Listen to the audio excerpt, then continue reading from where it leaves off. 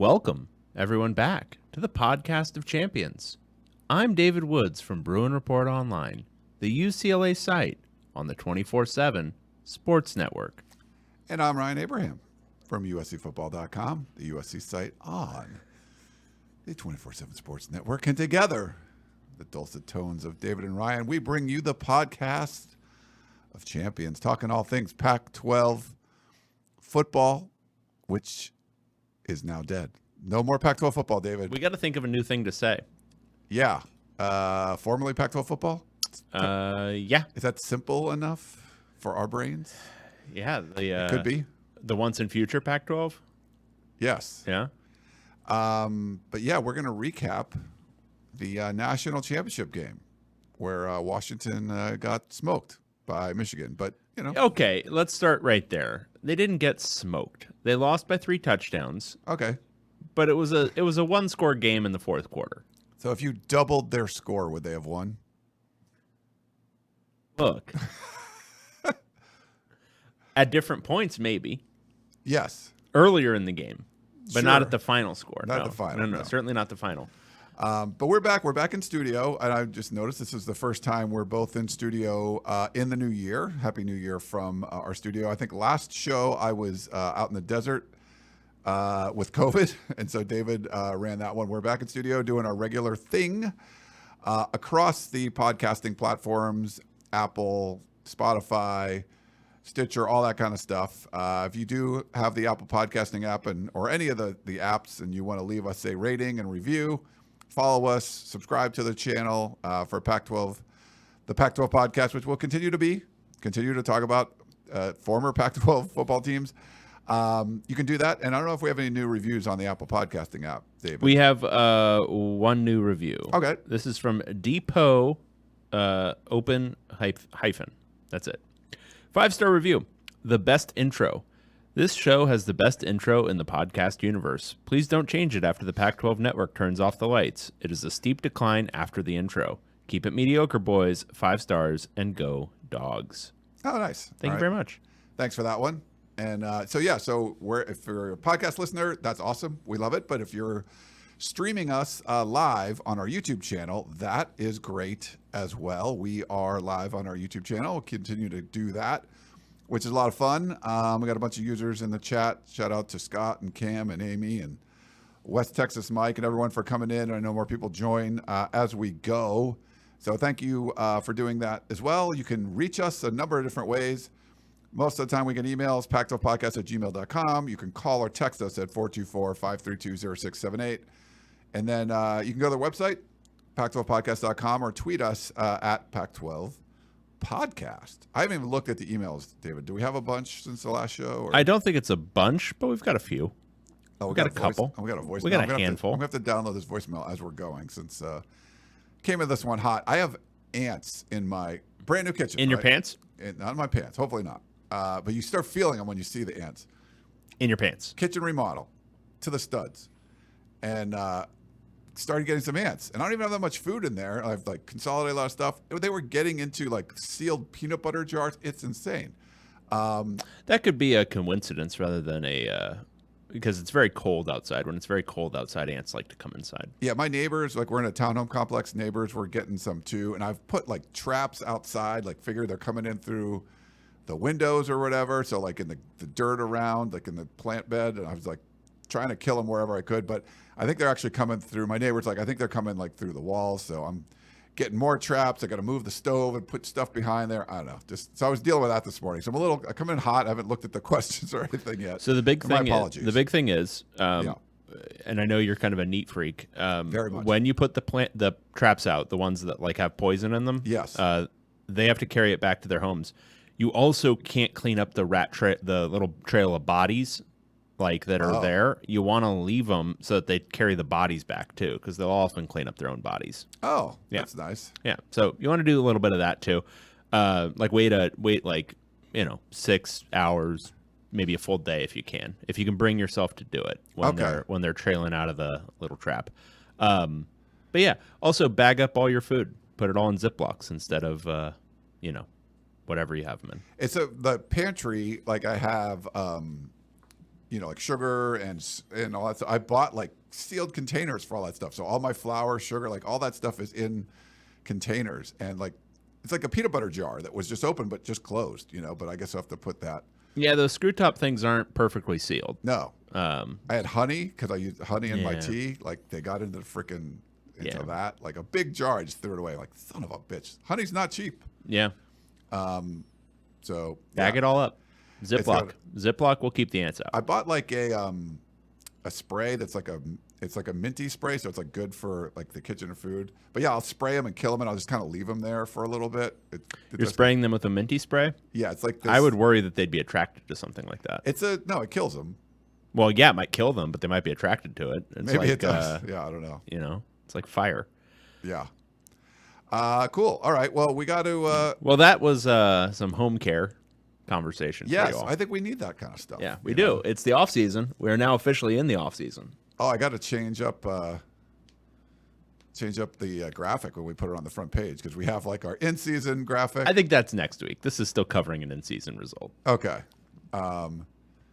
Okay. Oh, Scott says apparently store-bought traps don't work for carpenter ants. I don't know if you have carpenter ants, though. I'm not sure what they are. Do you see the little traps that have bait? And like, do you see them like in the trap, or do they? Yeah. I see them go in and then they go out. Okay, so they don't stay in there. They're not like trapped. No. The idea. So if you were trying to trap all of the ants that are likely in your house, right? Yeah. You would have hundreds of thousands of ants in a trap. Do you think they would fit? Probably not. No. Probably not. Do you think they would maybe get a little bit worried when they're walking up to the little trap to get their like delicious food and they see, 90,000 of my brothers and sisters are dead. Oh, I'm going to try some too. No, I mean, so they take a little bit and then they bring it back home and then they spread it around to all their friends and then it kills the queen, kills everybody involved. Gotcha. That's the design of a lot of those like poison-filled traps, especially if you ever have cockroaches. That's also what they do. Okay. Like you get those little traps and then they all get bombed. But you'll see them kind of congregate around it and then leave. And if you're doing it right, the problem should go away within a couple of days if you've got the right traps. Sounds good. Oh, wait. We've got the wrong comment up here. Let me. West Texas Mike has a comment. A Pac-12 team played for a national title, and we're leading with home pest control. Yes. Is this your first day? Like, are you new here? Yeah. Yeah. What, like, you don't come here because we're going to lead with Washington in the national championship because game. There's going to be like good and cogent conversation about football. Yeah. You out of your mind? I don't get it, West Texas Mike, Yeah. You're going to have to super chat just to get back in our good graces. So, okay. No, but thank you. I guess we could talk about this game. Michigan beat the Washington Huskies 34-13. Was that the final? Yeah, 34-13. Yeah. It was a game. It was like we had really good. Okay, you're clearly angered about this game because you picked wrong. Like, let's just put all our cards on the table. Oh no. Like you are angry about the wrong. result. We went the same. I don't care though. You care. You cared when you were beating me. Sure. No, but you care because you picked wrong. Like that's why you're upset about Washington's performance. I wanted Washington to win. Right. I was really before the game. I was like the line was creeping up. I'm like, I think I should just bet on Michigan. Like I literally was going to go against my pick. I wasn't shocked that this happened.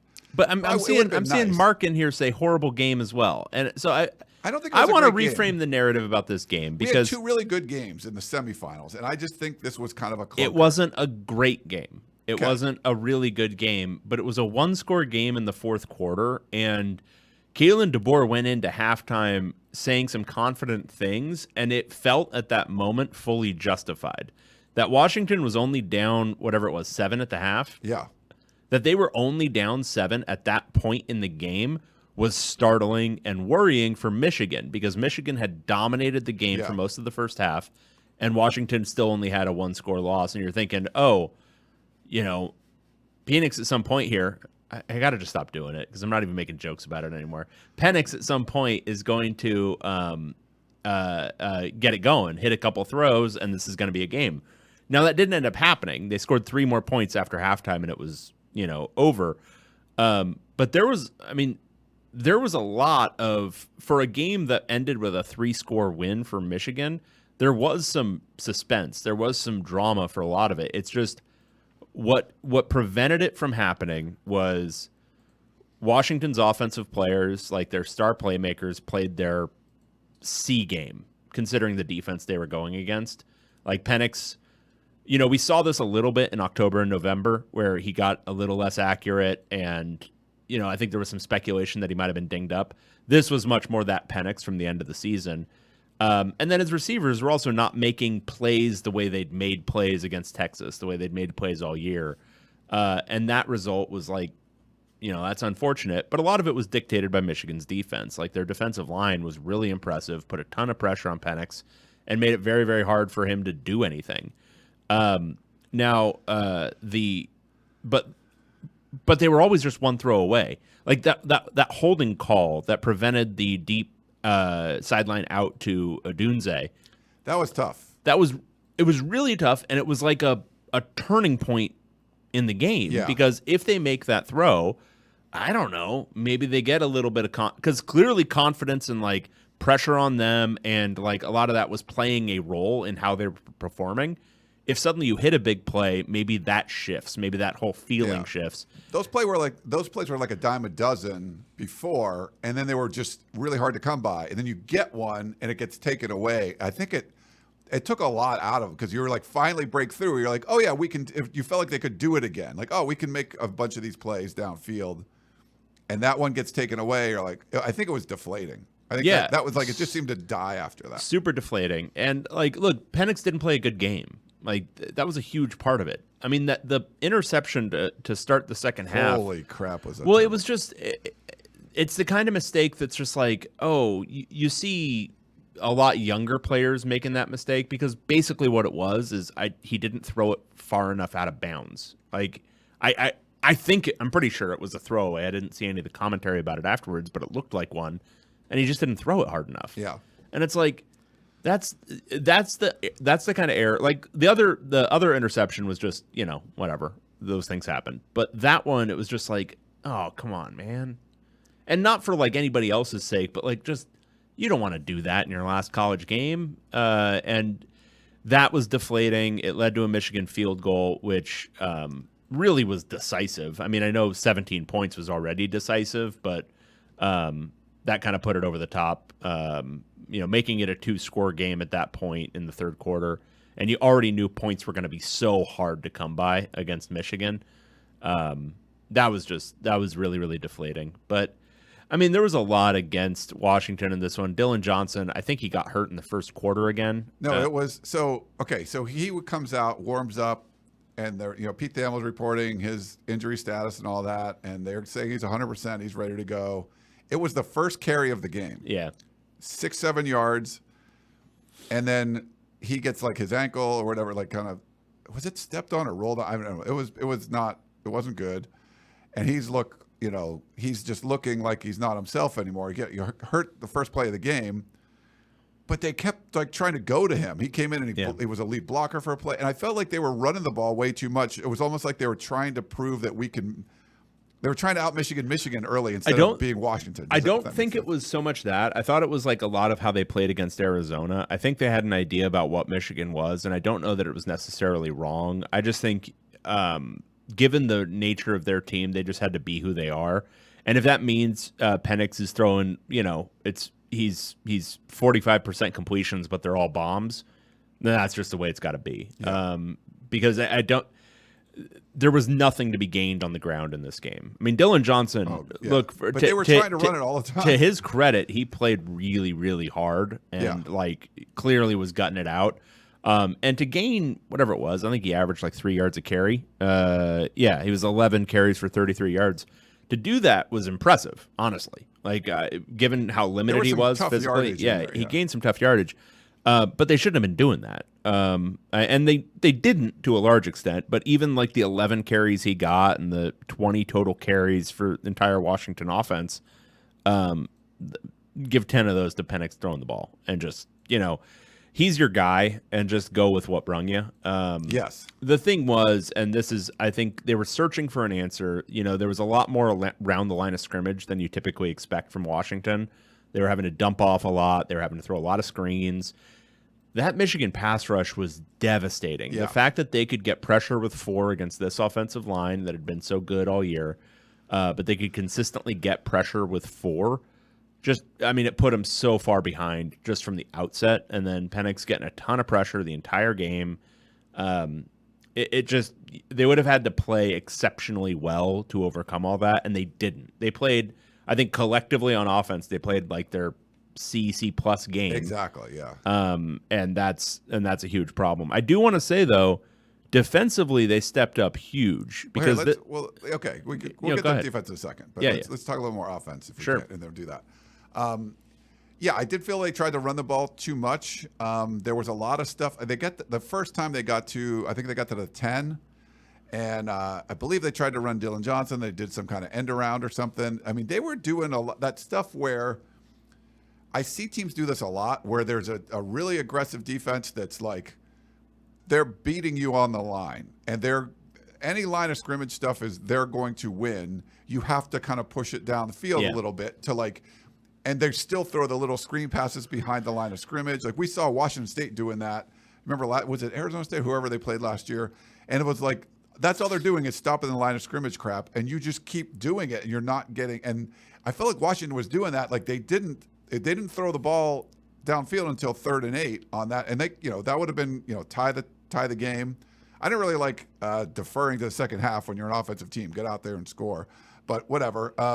But that, and then it kind of got behind the 8 ball there. But it seemed like they were trying to run the football like purposely instead of sling it downfield. And then when they were like, okay, we can sling it downfield, and then it wasn't clicking.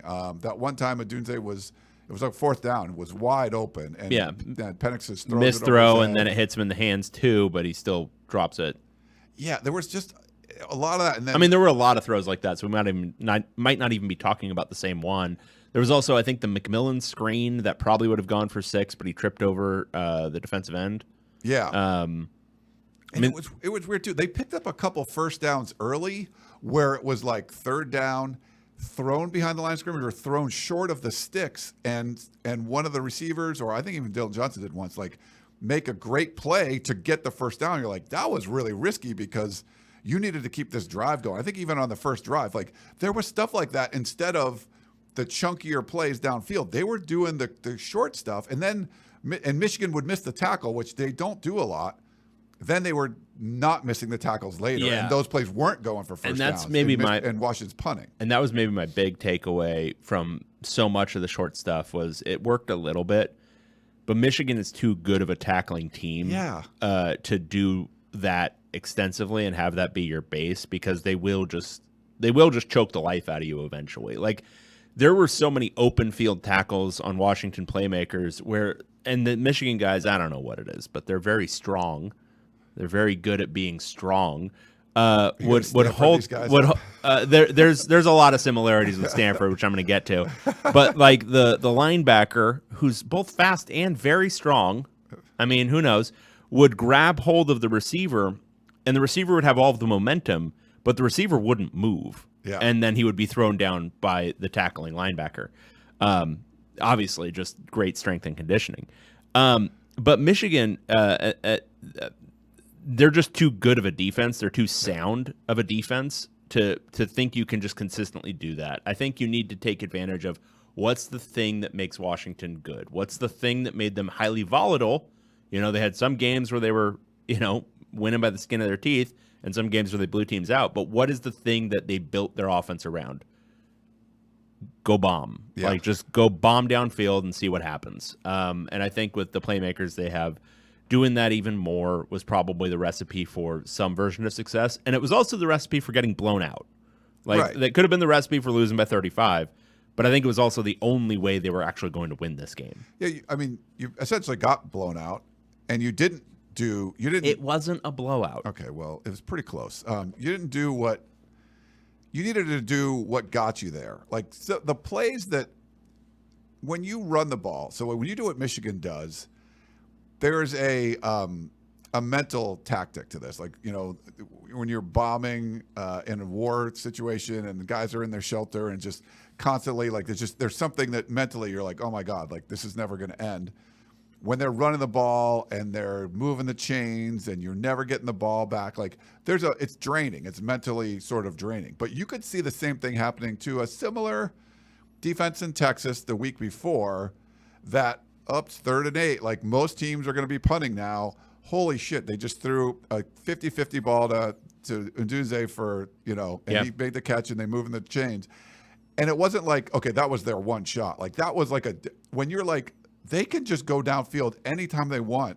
That's demoralizing too. Like that's a different way to sort of demoralize a defense. And they never got that. Like Michigan could play there like, oh yeah, 3rd and 8, nobody picks that up, That's yeah. So, I mean, you needed to kind of hit those plays and then sort of make Michigan rethink of like, oh, we can't just like force a 3rd and long and know that this is going to be the end. Like they're not afraid they're not throwing a screen pass because it's safe and try to get more punt yards. Like they're throwing it downfield on 3rd and whatever and picking up first downs.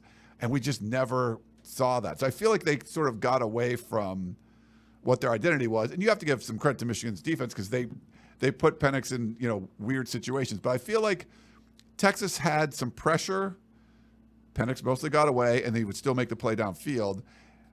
Michigan was the same thing. It was similar, but they just weren't able to kind of make that play. And you weren't. I think you made those plays early against Texas, and it built. And then you couldn't make those plays early against Michigan, and it's sort of like, oh crap. I don't know if they're a much better defense, but up front, I think they're similar to what Texas was. I think they're better in the secondary.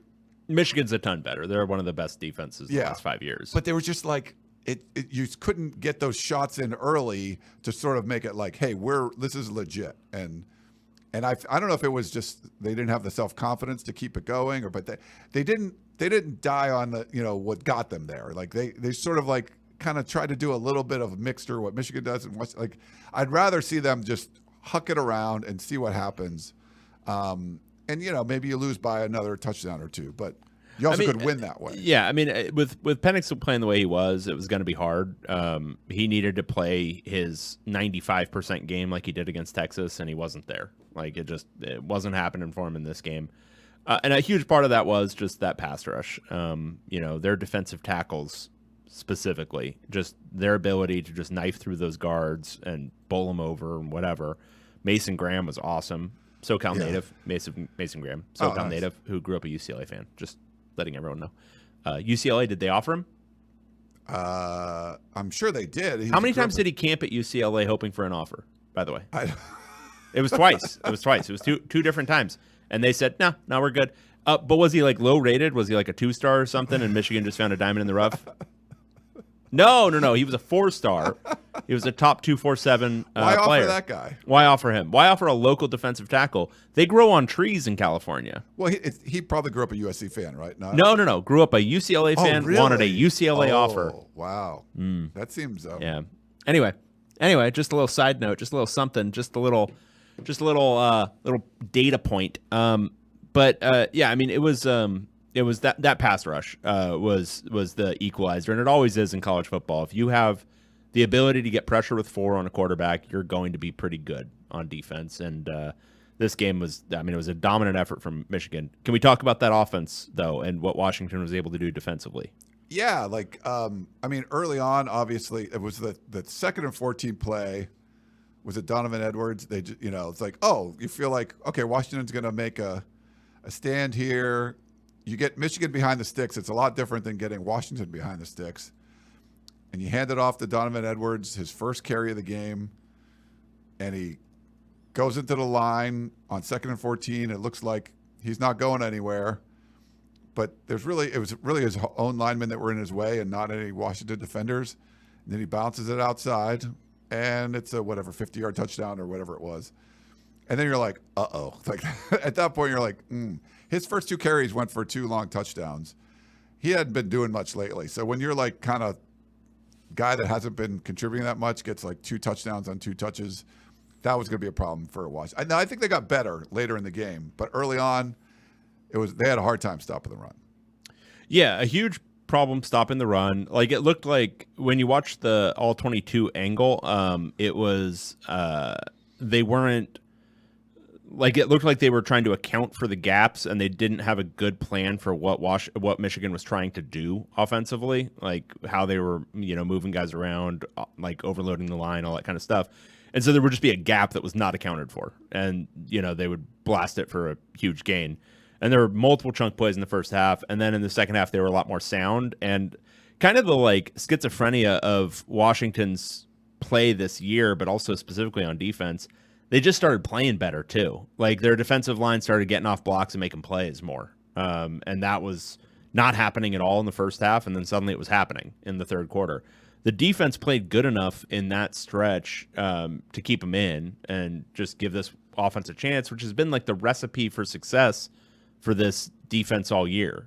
Just hang around, just be good enough that the offense can go out in there and bomb, and it just never happened. But big thing I want to note, and this is about Michigan and their similarity to 2010 Stanford.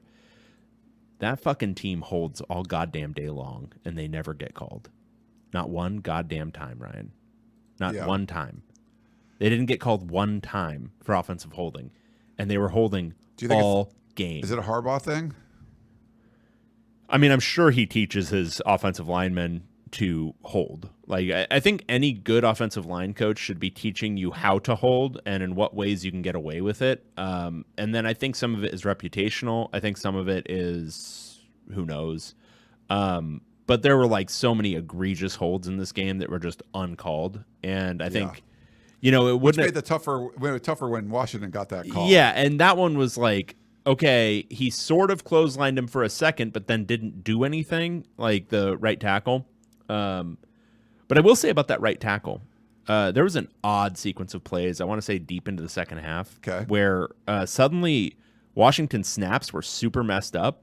They were coming really early, or they were coming a little too late, and their right tackle, he got called for a false start one time, and then he false started again on the next two plays, but they didn't call it. And then on the fourth play, I think this was the fourth down where whatever, Washington failed. I can't remember the exact circumstances. He didn't move, like, off the snap. And it was like, is it so loud there? Or was something messed up with what they were trying to do with their snap counts late in the game? Were they trying to do, like, a lot of drawing off sides and it was messing everyone up? But that last snap, it was like it caught Penix by surprise, too. So there was just a lot of stuff where it was just Washington wasn't sharp. Like, they weren't at their best, and they needed to be, like, if they were going to beat this Michigan team, their A-plus game does it. Maybe their A game does it. But anything less than that wasn't going to do it, and they were not there. I think it would have been a good game, even like a B-plus game or an A-minus game. I think it would have been a lot. I think you needed to play a little bit better to put some sort of pressure on Michigan to do something outside of what they can do in their sleep, which that's what they were doing. I mean, if you can hand it off on 2nd and 14 and get a touchdown, that's a problem. So yeah, I think they could have. I don't know if they needed a game or whatever to win this one, but I feel like it was a really poor effort, and some of it's Michigan, and some of it was just Washington didn't play very well. That happens. They're a bunch of 21-year-old kids or whatever, and they play that well. There was one you were talking about, like the false start stuff, and I think this was like Kalen DeBoer. I want to talk about pianos and stuff too, but I think this was a Kalen DeBoer sort of play where all the offensive linemen were like standing up, like when you make the quarterback is like calling out the protections and stuff and maybe changing the play. So it looked like you were in that area where you're getting ready to get set to hike the ball, but you're nowhere near ready to hike the ball yet. And they hiked the ball. So the offensive alignment, like half of them, they're like standing up looking around, if you remember this play or not.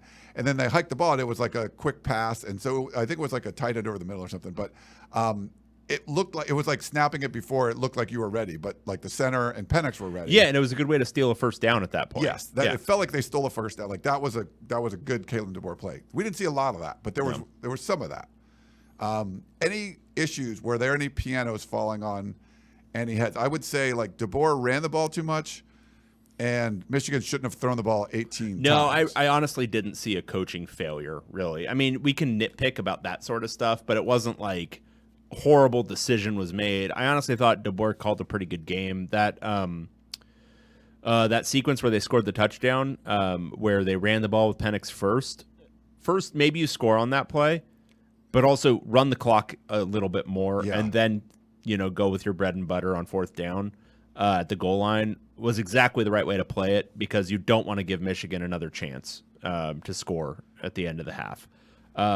So I thought like there was a lot that was good with what he was doing. I thought he recovered from his piano incidents against Texas in the closing minutes. No, I mean, look, I'm not a big blame the players guy, but I think it was, Penix and his receivers they were not at their top tier game. And that was really the story of the game. I think the defense played well enough. It should have been good enough. 34 points really does not tell the tale of what the defense was able to do in that second half. Yeah. And it was, it was just a matter that the offense could never, ever come unglued from Michigan's defense. Yeah, that middle eight, because like Michigan goes for it on fourth down. I think they had called they were going to kick a field goal. I'm like, are you kidding me? You got to try to put it to, So Michigan's going, like there's like a minute and a half left or something, and Michigan's, maybe like the 30. I forget exactly what it was, but the end of the second quarter, and they're going to kick a field goal. Then they call timeout, and they decide to go for it, which is the right call. Like you should just you can put, Washington away. You're up 14 at this point, and you could put them up. Does 17 matter? But you can go up 3 touchdowns, and you're going to take them out of this game. I had no problem. It was like 4th and 3, but they end up throwing a pass instead of you could just hand the ball off at that point. But whatever. And then Washington gets the ball, they score, right? And it's a 7-point game going to halftime, and they get the ball back. So like there was a lot of sort of momentum there. So I agree with you. I think the defense did enough to hey, make the plays when you need to, keep it close. Hey, offense, you've been doing this all year. Go do your shit. And they didn't do it. But I want to give credit to if you watch Washington's defensive backfield. Now there were some marquee plays like the end of the Texas game and stuff like that, but I felt they did a really nice job in the secondary defending passes. Even they had a linebacker on one of the Michigan's best receivers, and he makes the play. Like they were good at not just being in the right position, but making a play on the ball. We've seen that it's not easy to do. I think that's what it looked like, a well-coached defensive backfield for Washington, that when the play was there, like they were able to make a play on the ball. And I thought the Washington secondary played pretty well. For the most part, again, I don't like calling out specific guys. Number 7 had some major issues. And one of the late completions for, I think he was a safety, might have been a dropping linebacker, but he one of the late completions where it was to, I think, their tight end, catches the ball, and then he is kind of jumping in the background for some reason, and the guy just scoots out to the right sideline and goes way down the sideline. Yeah. Might have even scored on that one. But I think, we've seen some bad play from the secondary this year, and I thought it was actually fine for the most part in this one. But there were just some mess ups. But again, broadly speaking, that first half was bad, and I think you could make an argument that no team is ever going to win a game where they allow 300 yards rushing. But the second half, I mean, they held them close enough. If the Washington offense plays anything like its median play, it's a game. I don't know if they win, but it's a game, and it just they didn't come close. And by the end, Penix was banged up. He looked like he just looked like he was beat up there. It sort of was like when you needed his magic, like. If he had his magic going early, it would have been one thing, and you could kind of hang on. But once you were behind like that, and then he's banged up, it just wasn't good. What did you think of? And West Texas Mike put this in the chat. Even the Huskies' good luck charm, Dan Lanning, was in the building, and there was a bunch of jokes where "Hey, Dan Lanning finally got to see Washington lose in person" and stuff like that. But he was there. I thought he did a pretty good job when he was doing the TV commentary and stuff. Any thoughts on your boy Dan Lanning's?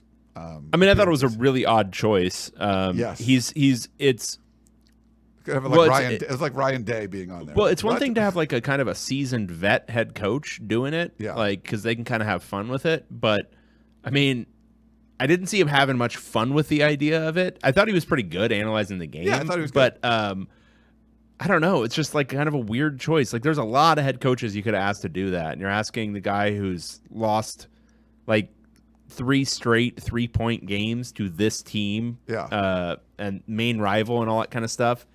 I don't know. Like it's one thing to ask Nick Saban to talk about Georgia because like Kirby Smart's also his protege among many other things. Yeah. But this is just like a rival talking about a rival, and I do think, and only 2 years of experience. And if I was Washington, I'd be a little bit pissed about it because this is your showcase. Like this is your opportunity to recruit for your program and showcase your program, and they ask Dan Lanning to be, talking throughout the entire program, and he gets to sell himself during that entire period. I'd be kind of pissed if I was Kalen DeBoer in Washington. Like they're still rivals. Like they're still going to go forward in the Big Ten as rivals. Like they're competing against each other. So I thought it was just kind of stupid. He was fine. I mean, he's clearly a sharp guy and he clearly knows football, but I just thought it was weird. And he wasn't fun enough to like make it like super interesting. Yeah. He was like, I think clearly a little bit nervous, like doing it all, but yeah, he was fine. Yeah. What if it was like Ryan Day? Like would Harbaugh be like, what the hell is Ryan Day? Right. Doing? Right.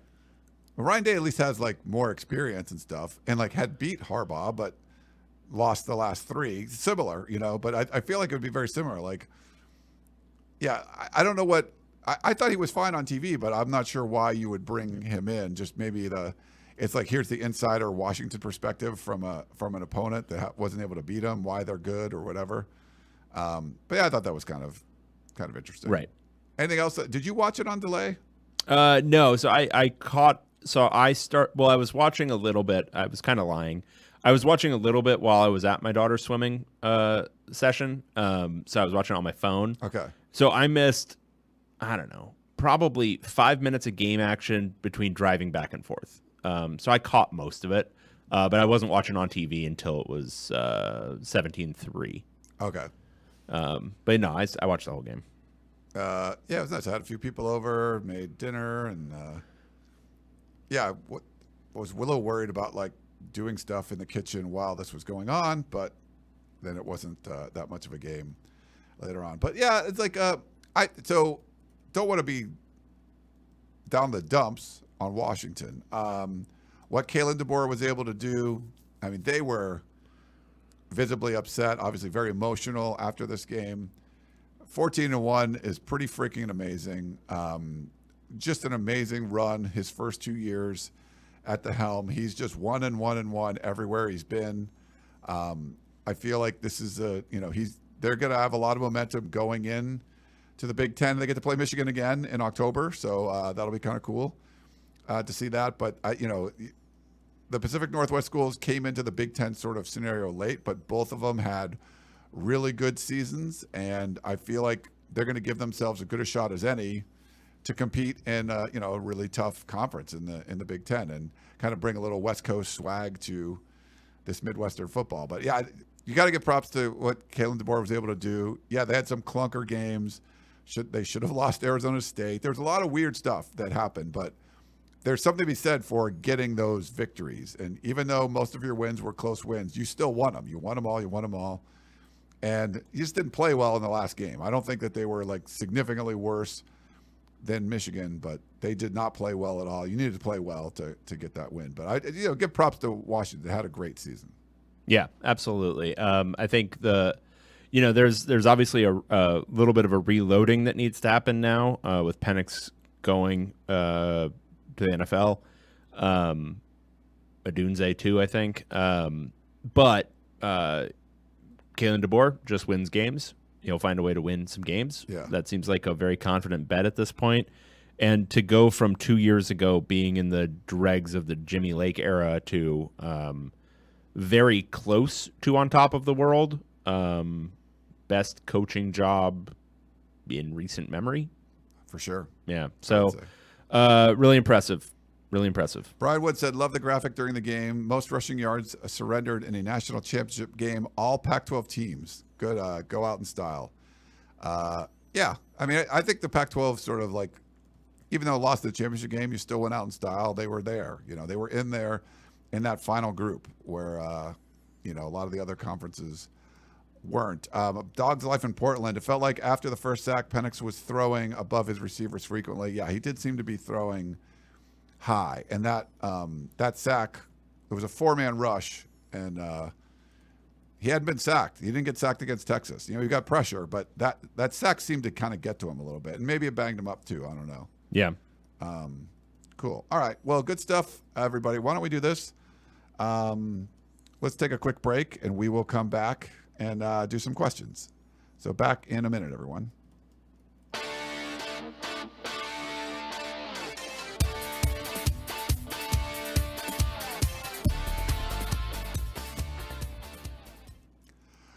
Alrighty, we're back here on the podcast of champions. Put a bow on our picks for the 2023 college football season.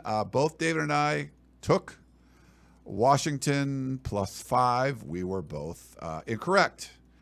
So I go 6-3 in the bowl season, and David goes 2-7. That was enough for me to take a 1-game lead and win the season total. Against the spread, I was 51-40-1, and David was 50-41-1. I think both still good efforts. You were 9 games above 500. I was 11. Both would have won you a little bit of money if you bet throughout, and I did throughout the season. Thanks over to my bookie. Thanks to them. It was a lot of fun putting the games. I almost, David, I was like, okay, the line moved up. I think when I bet on my bookie, it was 4.5. Mm-hmm. It went up to 5.5. So I almost went in like, should I do another bet? And I was like, I didn't want to pull the trigger because I just felt like I think Michigan's going to win, So I didn't do it. But I've had a lot of fun betting everything over at my bookie. Done it all year. We've done it for years.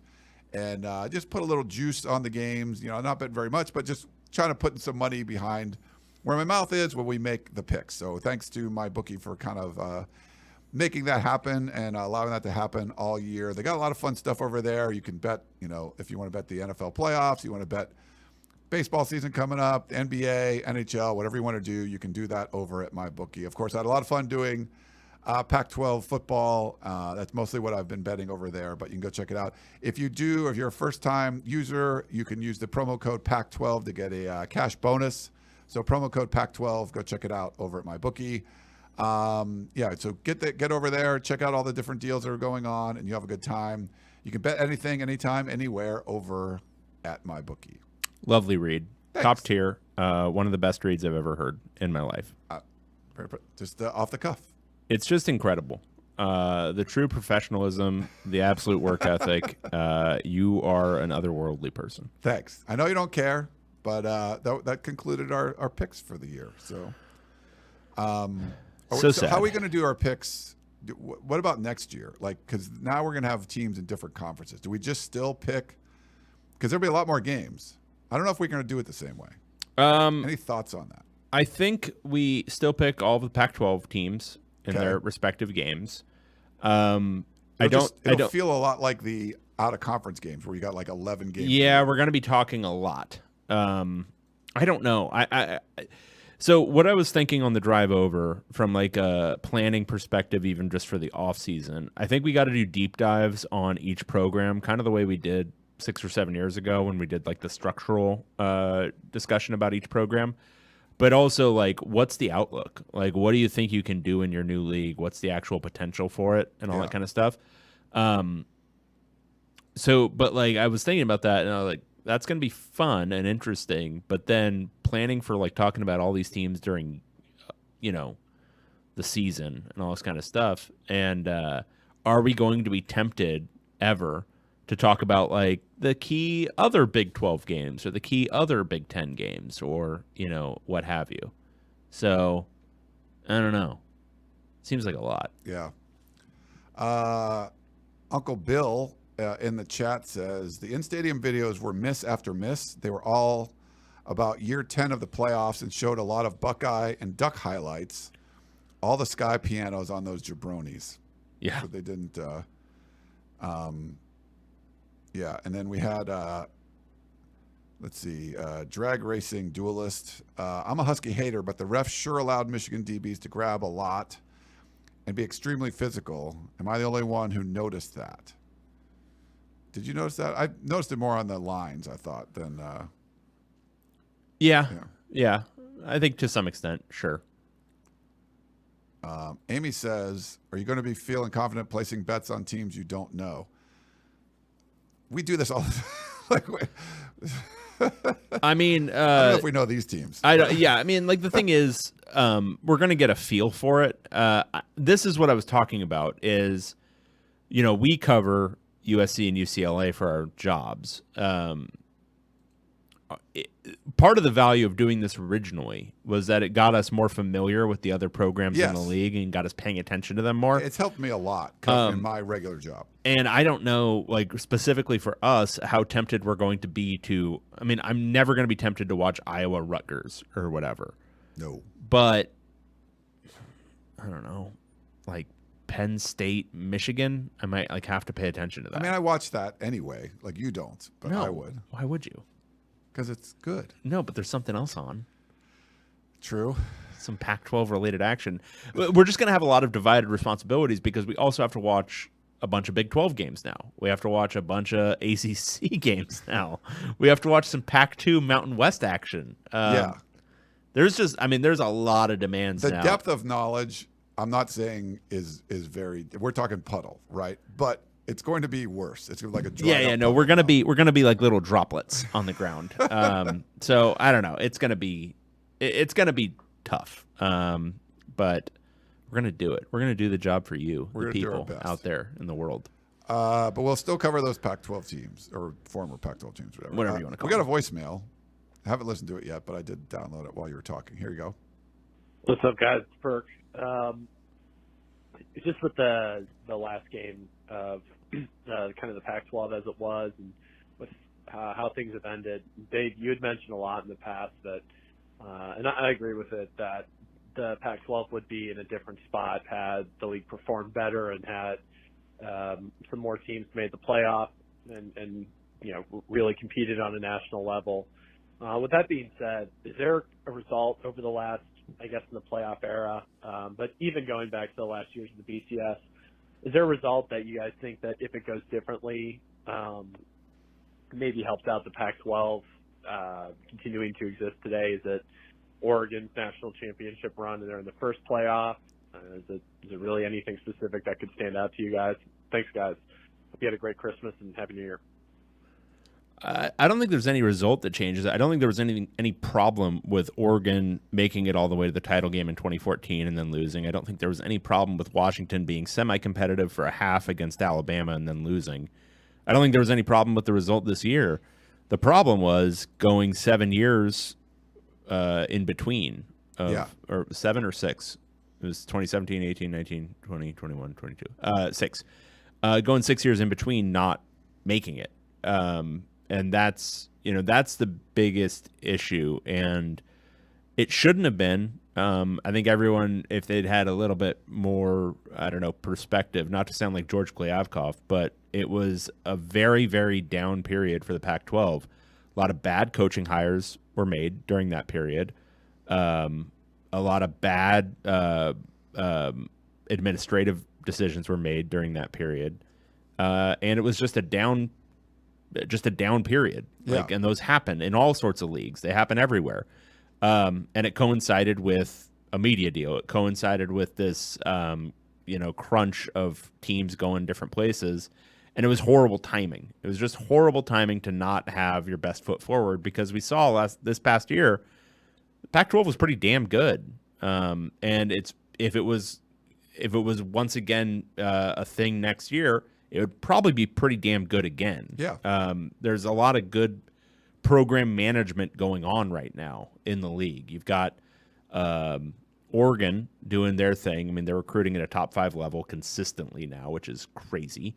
You've got USC with Lincoln Riley. As much as, we all make fun of the defensive coordinator situation, still outlook is probably still pretty positive. You got Washington, obviously, just went to the title game. You've got Arizona with Jed Fish, On the rise. clearly on the rise.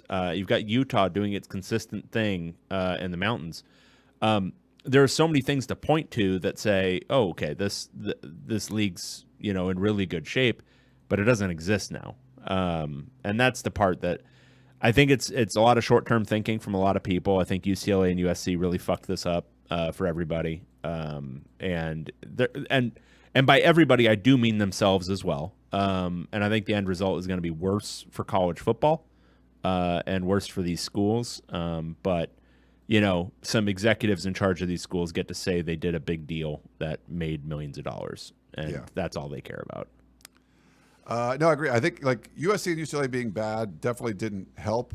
And I know some other schools were sort of like celebrating the fact that the whatever LA powers or whatever were down, but you kind of needed them to be good for the conference. And people were like, "Oh, Utah's been better." It's like, yeah, Utah's been a better team. Oregon's been a better team. But who did the Big Ten want? They wanted the LA schools. And the fact that those schools stunk for a very long time and had bad hires and all that stuff really sort of hurt the conference. So there was a lot of like kind of dancing on their graves, but you sort of needed those guys to not be terrible, and they were terrible. Yeah. So I think that was a big part of it. I think it's the first email from Amy. Yeah. So new conference boundaries from Amy. Okay. Let's have some fun. Let's say the conferences are based on time zones. Keep everything geographical. So our 4 conferences are Eastern, Central, Mountain, including the Arizona schools, and Pacific, including Hawaii. The winner of each conference goes to the semifinals, and then who goes to the finals to win based on this year's games. Loving the excellent audio since going live and keeping it mediocre. All right. So, out of the West, you would have to say Washington. I would say Oregon because, I'm watching those games. And clearly they won, even though they didn't. Yeah, they were way better. Yeah, clearly it's Oregon. Aside from those pesky results on the field, right. Clearly it's Oregon. Oregon's better. Oregon's just simply better. Yes. And they've been better for 2 years than Washington Oregon specifically. Ducks. No, we're going to do Washington Huskies. Beat that ass 3 times in a row. Yeah. Okay, so it's Washington out of the West. Out of the Mountain, let me see where the Mountain time zone cuts off. Hang on. I want to see how deep into Texas it cuts off. Mountain time zone, give it to me in a map. Okay, they've got like West Texas. I don't think they get Oklahoma. I mean, it might be Utah, or it might be like something crazy like South Dakota State or something. No, they're not in it. She said. Oh, it would be Arizona. Yeah, Arizona. Yeah. Duh. Okay, so Arizona. So Washington and Arizona are both. I think she was trying to fish in to make Utah win the. Yeah, no, but it's Arizona. I think it's so Arizona. You've got Washington and Arizona making a playoff in this system already. Yeah. So I'm loving it already. Out of the Midwest. Hold on, we got to do Arizona Wildcats. Since I got that, yeah. Out of the Midwest, I think you've got to go Texas, right? I mean, it could be Alabama, but they beat them. So Texas. Yeah, I think Texas. And then out of the East, it's Michigan. So what we end up with. Central? What we end up with. Is Michigan Central? No, they're in the East. Okay. What we end up with, boys and girls, is the exact same playoff, except Arizona gets in. You like that? Arizona gets in over Alabama. All is just in the world. I like that. Yeah. You'd have Washington playing Texas again, beating them. You'd have Arizona playing Michigan, obviously beating them. Jed Fish knows all about that Michigan program. And then it's Washington, Arizona, as God intended in the national championship game. I know you don't really care. Correct, right? Correct. Obviously. Yeah, I okay. like it. I'm really glad. Like, if you watch that Michigan-Alabama game, like, Harbaugh had a piano fall on his head. Like, they were down. Like, that. They were very lucky to win that game. They had to convert a 4th and 2. Alabama could have easily and probably should have won. I'm very glad it was Michigan that did that to Washington rather than Alabama. Billion. Do you know how insufferable it would have been? Because the thing is, Michigan, we can all be like, okay, whatever, cheating, whatever, all that kind of stuff. At least they haven't won the stupid thing since '97. Right. Like, we can at least say, oh, a new team won. It's like Alabama, like on the year that they screw up, they needed a 4th and 31 conversion to beat Auburn, and they still win the national championship. I'd be like, oh my God, this is so fucking gross. But it's way less gross to have Michigan Yeah, no, I think we can all support this, once we get past the sorrow. Yeah. Okay. Let's see. Next up, Frank. I think he gave a prediction. Michigan 31, Washington 21. I think that captures the tenor, even if not the exact score. So good job, Frank. He was pretty close. Yeah. He had like a graphic with some of the recruits and stuff. Roster talent. That was cool. Oh, Ryan has a great question. Okay. Cowards? Michigan ducked their September 2023 game at UCLA. Is their 2023-24 championship legitimate? Well, they're the first If team. you duck UCLA Yeah. to pad your resume, pad that record, and you win a national championship, I think you put an asterisk next to that thing. Especially because Harbaugh wouldn't have been coaching for the game. Michigan, asterisk, ducked UCLA. I mean, Harbaugh didn't coach half of their regular season games. Like, Yeah. how insane You is don't that? just go into the Rose Bowl Without and Harbaugh. get a win Without Harbaugh. unless you're Arizona State. They did that, yeah. Yeah, they did that. No, I do like that. I love it. There will be some talk. And do you think Harbaugh stays? Do you think he's going to the NFL? Do you care? I don't care. Yeah, didn't think so. I kind of think he goes to the NFL. Who 'Cause cares? he's probably going to be suspended for half the games next year, too.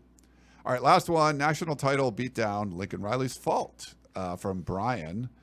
Good evening, Ryan and Dave. Can we blame Washington's loss tonight on Riley for firing Grinch? Clearly, that started a chain of dominoes, which allowed DeBoer to hire him to coach Washington's run fits in the first quarter. That run defense was so bad, it literally felt like somebody had body swapped USC's defense for Washington's. Being oh so close, but not winning at all is a fitting end for this conference. Thanks for the history lessons, Dave, and all the work on the podcast this year, Ryan.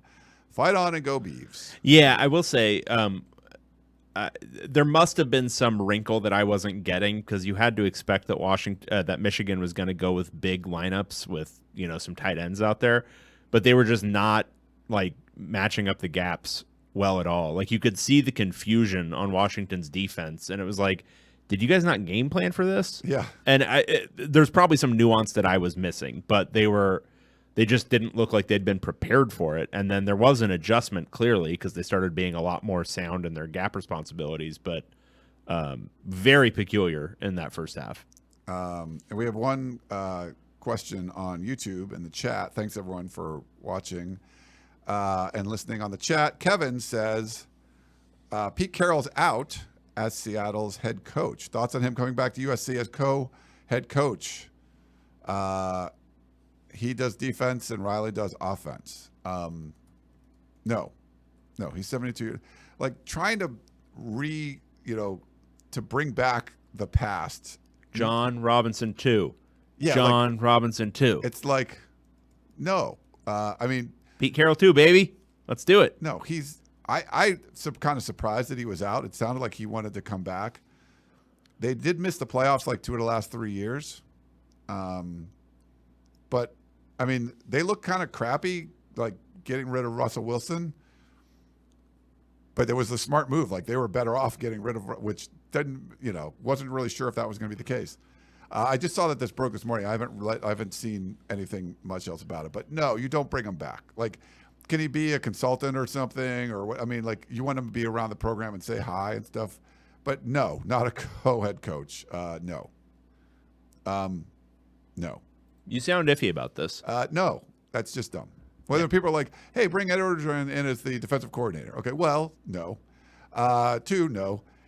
3, he's never been a defensive coordinator before. No. Like if you want Ed Orgeron to be around and give a speech or something, that's fine. Like even if you wanted to bring him back as like a defensive line coach or something, I don't care. But you can't you just because you knew that, like this is what got USC into trouble for so many years. Like instead of hiring somebody that's really good, let's hire someone we know because like, oh yeah, that could work. We know him, and it's like no, like that's not. Well, and I will say this, and like not this isn't even denigrating Orgeron for like being like a bagman type recruiter, but what NIL has done has smoothed out a lot of the like being an elite recruiter still matters, but it doesn't matter as much.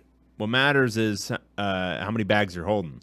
And I think Orgeron can charm some people. He can do the whole thing, but it's not what it once was. So, when you're hiring position coaches, now it makes much more sense to hire really good technical position coaches. Yeah. Because your recruiting a lot of times is just contract negotiations. It's funny, like the recruiting story I'll tell, like for Orgeron, I think that was like 2009. So he had been fired by Ole Miss, and I was at the Mobile, Alabama, the Senior Bowl. USC had like 9 guys in there, like John David Booty and a bunch of dudes. Joe Flacco was there. He was like coming out of Delaware. He was in the Senior Bowl, a bunch of dudes. Deshaun Jackson's family walks by. I'm talking to Orgeron, and why is someone like a good recruiter? Like I go up to him like, hey, Coach, Ryan Abraham, I run USCfootball.com. We've interviewed a few times. And he's like, I know you, Ryan. But like he knew like all the stuff about me. Like I hadn't seen him for years, but he remembered and was like genuinely happy to see you. He was a very engaging person, like very good. Like politicians have this kind of thing where you remember names, you remember all this stuff. Deshaun Jackson's family walks by. He goes to Cal. He was committed to USC, ends up going to Cal. They were like they couldn't been more excited to see anybody than they saw at Orgeron. Like that's the kind of impact he had on people. That why are you such a great recruiter? Like you were just this engaging person and they just love him. And I think you're right. Like that matters and that definitely helps. But NIL is such a huge part of recruiting now. I don't think it matters as much, but seeing him work, you could say, why is that guy a really good recruiter? Just because just the interaction with people came down to relationships, and he was just very good at that stuff. Yeah. And that stuff just doesn't matter as much anymore. No. All right. Well, thanks to everyone in the chat, and Happy New Year, and RIP to Pac-12 football. Yeah, pour one out for the league. I don't think I have any beers in the fridge. We could have I know. shot a tequila or something. Or Wasn't always good, but it was always there. Yeah, it wasn't always there either. Especially the beginning. Remember the beginning? Like we would go months without recording and stuff too. Yeah. And we were still the #1 Pac-12 podcast. I remember, like when I moved to Georgia, we recorded once in January, and then we didn't record again until I want to say August. It was like no spring football, nothing, and then it was like, oh, want to do this still? Okay, let's do it. Yeah, we've been pretty consistent since then. We're doing 2 a week, which is a lot of freaking work for like. We started out doing that back in 2015, if I remember correctly, but then we stopped doing that very quickly because we were like, "Holy crap, that's hard." And then it was hard, even at our advanced stage, where it's all just autopilot. We're not even paying attention to the words we're saying. No, the preparation. There was a time when I was nervous doing this. I'm like, "Oh God, my voice out there for thousands of people." And then it just dies. Like that nervousness just goes away. Do you remember when we were part of Scout, we went into the Fox studios or whatever and recorded this. Yeah. Like at a desk, like just an office desk. Yeah. Sitting across from each in other, equipment, and staring each other in the eyes. So I must have had, maybe I didn't have this podcast studio yet. You didn't yet. No. That didn't come until 2017 probably? Yeah, maybe. But then I had, because I got a smaller one, and then this one's a bigger one, so we could do more video stuff in here. It's definitely nice because we just have the place it's set up. You just come in and it's really start good. recording. But yeah, I'm glad I invested so much in this place. Yes, thank you. We used to go into that Fox lot. We had like a little. I think I still have the key card somewhere. I didn't have a key card. I had to wait for your ass. You didn't have a key card? I didn't have a key card. Oh, yeah. And it was great as like I think it was like in the middle of like them shuttering that office, and so there would be just fewer and fewer people in there every time we would go in, until it was just us and that one executive, and that was it in the entire office. Yeah, because it was like Scout was in there, but then Scout was sort of like an offshoot thing. Yeah, it was really weird. Yeah. Amy says it's sad listening to your goodbyes. It's good. It's been a good run. We're still going to be around. We're going to be back next week. We also got to set that up. I'm thinking we start doing our off-season things now, like just the structural things about how they're going to do in their new setups. Okay. Alex said he sent in a short email this morning. I didn't see an email. We didn't get shit, Alex. Maybe is it in one of the other? Sometimes it goes into promotions or spam. Yeah, I didn't see. I don't see anything in spam. And I don't see anything in promotions. It didn't come. Sorry. You're a liar. I'm sure Alex is not lying. I don't think he's lying. All right. Well, I'm going to go try to fuck up some ants. I'm obsessed with this stuff. Again. Patience is a virtue with this. What should I buy? Like, what trap should I buy? Should I go to like the hardware store? Should I go to like CVS? Like, So I ordered them on Amazon. I ordered some too, but they're not come till tomorrow. I want to put some extra ones out. Okay, today. I think if you go to like a They have some out, but they don't think. Don't go to a they're- CVS. Is that what you said? Yeah. No. You got to go to like a a home care store. What are those? What are those? Like Home Depot or something. I don't know if that's like. Can you get it at Home Depot? I don't know. Maybe Target. Like, but I would Google it. I would go into the computer machine and I would Google where can I buy ant traps, and then go to that place. Say, excuse me, where are your ant traps? They'll look at you. They'll look at you with revulsion, and then they'll say, okay, go over there, but don't touch anyone or anything. You go over there, you get the ant traps, and then you go to the checkout counter, and you've got your pile of ant traps, and you hand them to the person, and you say, please, what do I do now? And then they grab them from you, and they say, please just don't touch me. And then they will scan them, and then that will reveal a price of some sort. Okay. And then at that point, you have a choice. Okay. You can first just walk away if the price is too much. Mm-hmm. You can take them and just run. Okay. You can take out a credit card, swipe that in the machine, because there's going to be a machine next to it. Okay. That is likely to have the price on it also revealed, and you can Right. swipe it there. Or very helpful. Or you can take out some bills. Like the things that have the numbers on them, the ones, Yeah, I the play twos, Monopoly with those. the They're fives, the different tens, colors. the 50s, the 20s, Oh. the hundreds. However many of those do $1 more than that. That's the price. Do $1 more than that, and then she or he is going to give you back some coins, some coinage, and then you put that in your pocket. Make sure you don't leave the ant traps there. Take them with you. You got to take them with you, because you have now, what this is called is you have now paid for that.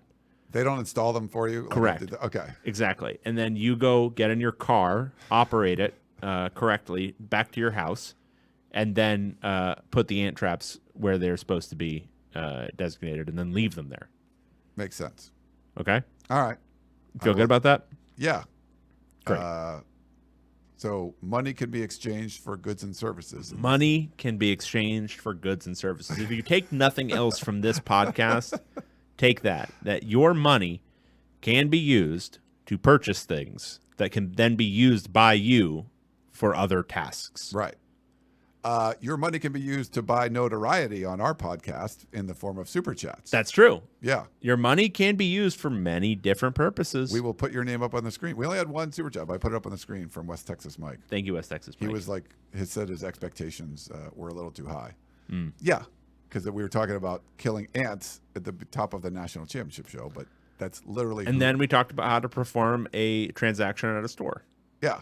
I mean, this is very informative. Like, people are learning. You're getting smarter by. I wouldn't go that far. No. Amy says David explaining how capitalism works. I mean, that's not capitalism. David hates capitalism. That's how a purchase works. We have 2 likes on this show. Where are you people? What's going on? No, we got like 23 likes. I'm showing. Why is it only saying 3 on mine? I don't know. You're kind of behind. Wow. Okay. I'm seeing chat rate was that, but yeah. Thanks for the likes. Thanks for watching. Thanks for being with us for. Is this 9 years now? Yeah, our 10-year anniversary of this stupid show is going to be sometime in middle of next year. Middle of this year. No, middle of next year, 2015. Okay. Yeah. 10-year anniversary. That would be pretty cool. It's gonna be a little different. We'll have to do a show with like top hats on and tuxedos. I like that. Yeah. No, that's great. Yeah. You'll dress up. I don't mind dressing up every once in a while. Yeah, we can wear tuxes. You seem like you don't like it. No, You like it? yeah, I'll throw on a suit. Okay. Yeah. You look it's different in a suit sometimes. People are Yeah. like, oh. No, yeah, everyone's just like, I would, like, if I had a job where I wore a suit every single day, I'd be okay with that. You would? Yeah. Oh, I don't think I would. No, I'd be totally okay with that. I think it's more like a special occasion thing. I like having a uniform.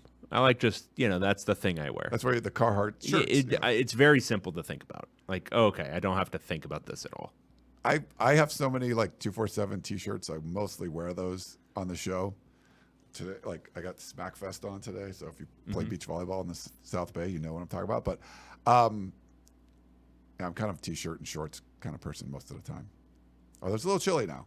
It is. It's You were like bundled up. I was. I had to put on a coat. I was running late, so I only came in the t-shirt. Yeah, and the wind was billowing through here, through the hallways of the storage facility that you have an office in. I do have an office in the storage facility. If you come here at night, yeah, it's not. It seems like there could be very murdery, I guess. Is that a How word? many bodies currently are in the storage units? Okay, there's a lot of storage units. A lot of them don't get used. Some of them smell bad. I'm assuming between 3 and 5, right? I was gonna go 3. Yeah, that's probably 3 bodies. Yeah. Like up to 5. Well, and parts, then you body just have parts. a pit of water behind this place. Like, how many bodies are in that pit of water? There could be. That's the so right behind us, like right behind me, is like a Southern California Edison like auxiliary plant that they've hardly ever used. It's basically like an overflow plant, but it's like waterfront property with horrible smokestacks that everybody hates, and it never even gets used. I think they have decided that they're going to knock it down. People want to develop, like if you could develop the land, it would like be billions. They're going to find, when they develop it, they're going to find 14 bodies. Yeah, it's going to be one of those things. A lot of bodies there. Yeah, but it's going to take forever. Like it'll be like all the environmental stuff to like. It's going to take a long time, but eventually, maybe I'm probably won't even be alive by the time they fix all that. But you can't see it because there's a big window behind me, and then the power plant. It's a great view, but you can see the ocean. We can see the ocean from my office, which is kind of cool. But mostly, you see this huge power plant. Yeah. So can't win them all. No. All right. Well, we'll keep going on. That's going to wrap things up. I'm Ryan Abraham. That is David Woods, and we are still the podcast of champions, talking all things formerly Pac-12 football. Hope you guys enjoy the show, and we will talk to you next time. Goodbye.